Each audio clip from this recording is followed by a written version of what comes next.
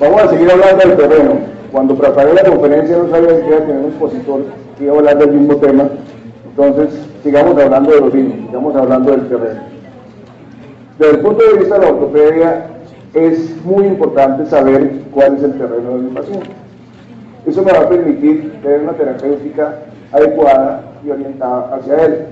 Y he tratado de orientar todos mis casos a pediatría y hablar lo mínimo posible del paciente adulto. Cuando nos enfrentamos a un paciente que llega a nuestro consultorio, tenemos muchos retos. Uno de ellos es poder descubrir realmente cuál es la enfermedad. Ya todos sabemos que el síntoma solamente es una alarma y que por lo tanto la idea, si somos médicos que entendemos el terreno, no es apagar el síntoma. Apagar el síntoma sería como apagar la alarma del incendio cuando está el incendio prendido. Entonces ese reto es descubrir con la sola mirada de nuestro paciente, con la sola forma en que ingresa al consultorio, con la sola manera en que se expresa y se comporta, ya tener una idea de qué es lo que él realmente necesita. Y eso nos lo da el encuadramiento neurovegetativo o la mirada del terreno. Siempre es un enfoque individualizado, aún mismo dentro de una misma familia pueden haber diferentes informaciones y comportamientos del terreno. Entonces el enfoque debe ser individualizado. La constitución del paciente, la forma de su cara, la forma de su cuerpo, la forma de comportarse también nos va a ayudar en esa idea. El temperamento, la forma de comportarse nos va a dar otra idea. La tendencia endocrino-metabólica, es decir, mi paciente es más simpaticotónico o más vagotónico, nos va a dar otra idea de qué tipo de enfermedades puede desarrollar. Y finalmente, la unión de todos estos conceptos con el comportamiento neurovegetativo. Viendo un poquito de la historia, Hipócrates ya nos hablaba de estos temperamentos. Nos hablaba que había un terreno melancólico, que había un terreno colérico, que había un terreno flemático y que había un terreno sanguíneo. Eso ya nos daba una idea que no se entendía muy bien a la forma de ver nuestra medicina actual, cómo era que se interpretaban esos comportamientos.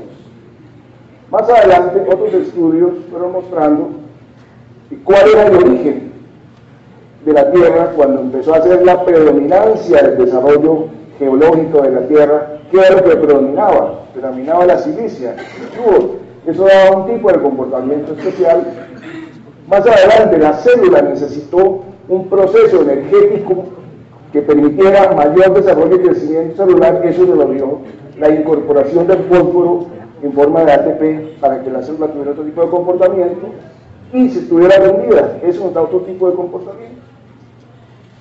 El otro elemento importante de la Tierra es el carbono. El carbono es fundamental para la estructura proteica y eso entonces nos da otro elemento importante. Y finalmente el azufre, que predomina mucho en la atmósfera, nos da la idea que necesita otro tipo de complementariedad, y vemos que el azufre como oligoelemento es fundamental en la formación de la estructura proteica y en la formación de la estructura inmunológica del organismo.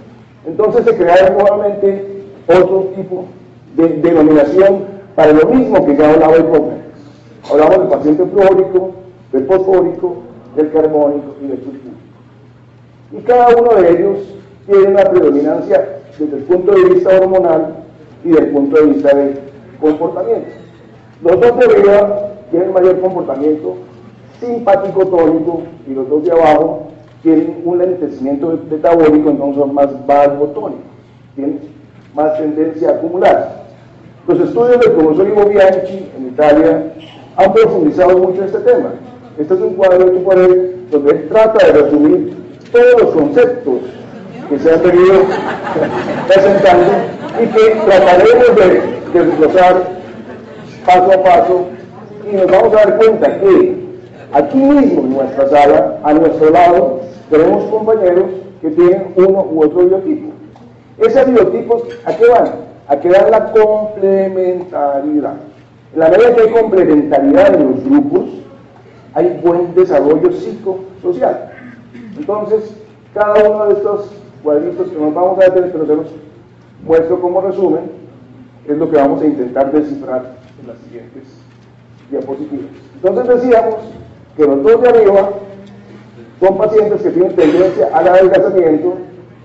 Mi conferencista predecesor tiene un biotipo muy diferente al mío.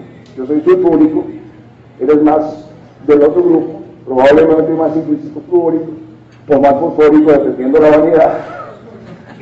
Entonces cada uno tiene su forma de expresar lo mismo de la misma manera. Entonces los dos de arriba tienden a ser delgados, los dos de abajo tenemos a ser más gruesitos, el carbónico un poquito más flácido, el sulfúrico un poquito más fornido. La conformación de la cara también nos da otro aspecto fundamental. Los dos de arriba tienen sus caras alargadas, los dos de abajo tienen sus caras redondas. Este en especial tiene otra sintomatología que trata de ser, por ejemplo, muy ordenado en las anotaciones. Si veamos cómo cada uno toma sus apuntes, algunos no tomamos apuntes, los sulfúricos. Los silícicos fluóricos tienden a tomar unos apuntes muy ordenados.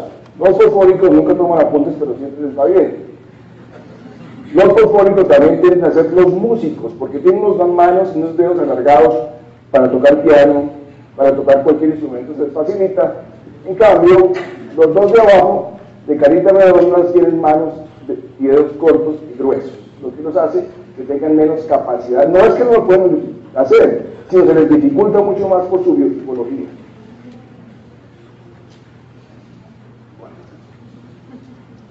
En su comportamiento, el primero tiende a hacer ejercicio, pero no le interesa mucho. El fosfórico es muy deportista, pero difícilmente gana masa muscular. En cambio, el carbónico tampoco gana masa muscular, pero sí tiene facilidad para ganar grasa. El sulfúrico es más bien suertudo, porque así no haga mucho ejercicio, tiende a dar el aspecto de musculoso, porque permanece más, su estructura es más gruesa y tiene mayor cantidad de huesos y de músculos. ¿Qué otras características pueden tener? Tiende a ser delgado, deportista, digamos.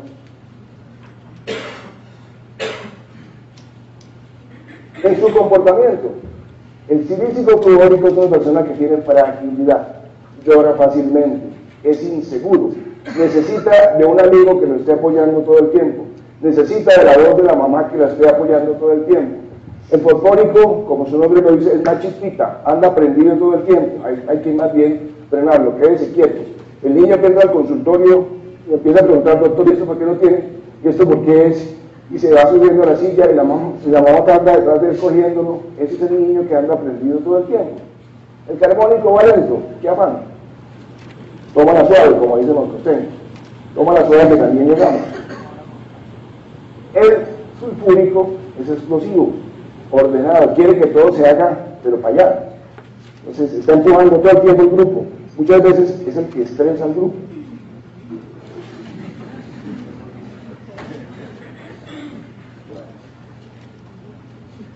Entonces cada uno tiene en su comportamiento, pero mira la inestabilidad.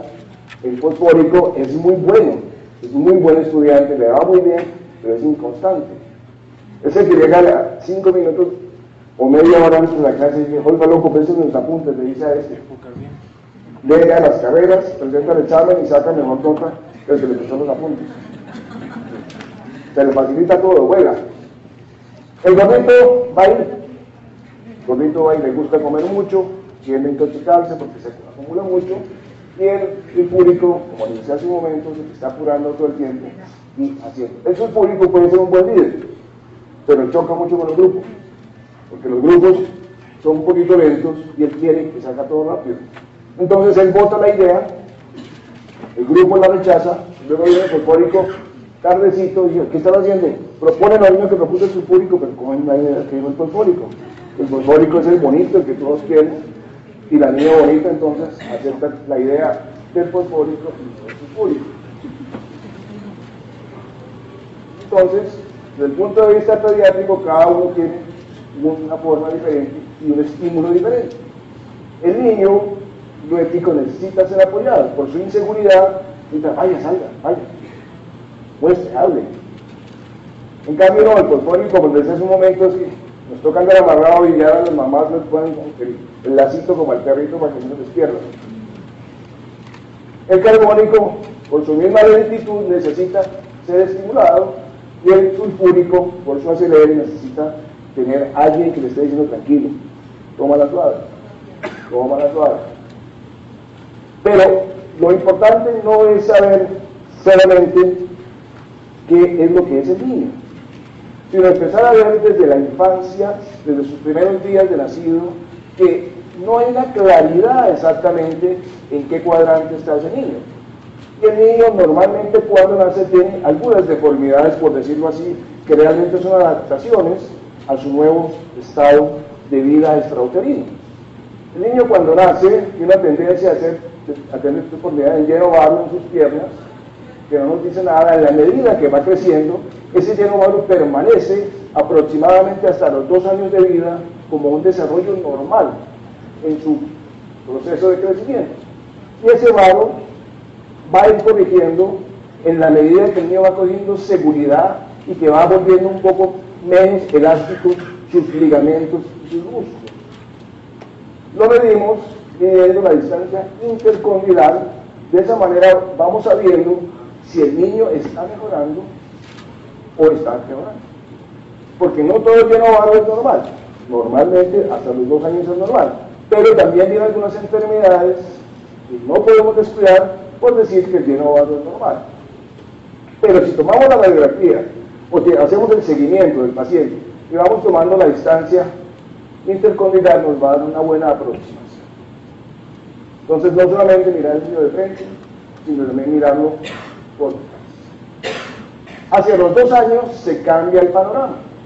Ese lleno vario con que nació el niño endereza hacia los 2 años, y de los 2 años hacia los 5 pasa el fenómeno contrario, se vuelve lleno palma, como desarrollo normal. El niño corre más, le requiere más punto de apoyo. Si yo estoy aquí firme me voy a cansar muy rápido, pero si estoy un poquito con mis piernas abiertas, puedo repartir mejor el peso, y de eso necesita el niño que, recordemos ustedes que el equilibrio del niño se desarrolla hacia alrededor de los 5 años de una manera total.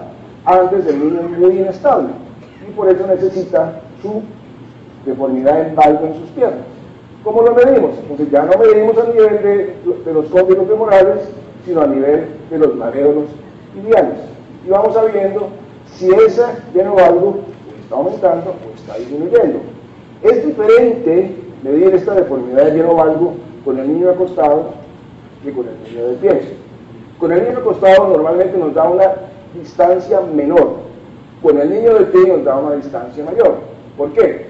Por la misma inestabilidad calzudo-ligamentar, al darle apoyo a la pierna, ella tiende a abrirse un poco. Y eso tenemos que saberlo para ir viendo si realmente mi niño está aumentando la deformidad o disminuyendo la deformidad. Aquí vemos, por ejemplo, este niño que parecía un lleno valgo fisiológico, nos damos cuenta que es más extensa de la pierna derecha. Entonces algo se puede estar pasando en las fisis de crecimiento que tenemos que investigar. Y este es el cuadro del desarrollo normal del ángulo de las piernas, donde vemos que durante los 2 primeros años el niño nace varo, hacia el año aumenta ese varo, pero hacia los 2 años ya está corrigiendo y se mantiene en un valgo fisiológico a través de toda la vida de 3 a 5 grados. A diferencia de estos procesos, ya no es un valgo fisiológico, es un paciente que tiene un raquitismo. Entonces tenemos que empezar a diferenciar qué es lo normal y qué es lo patológico. El niño con un raquitismo que requirió un proceso quirúrgico para curar su deformidad. Entonces son niños que predomina la matriz, predomina toda esa capacidad de acumulación y la calcificación. Lo que no se corrige en la infancia va a permanecer durante toda la vida y se va a aumentar durante toda la vida. Otro punto, el pie. El pie normalmente cuando el niño nace es un pie de aspecto plano. El pie plano lo podemos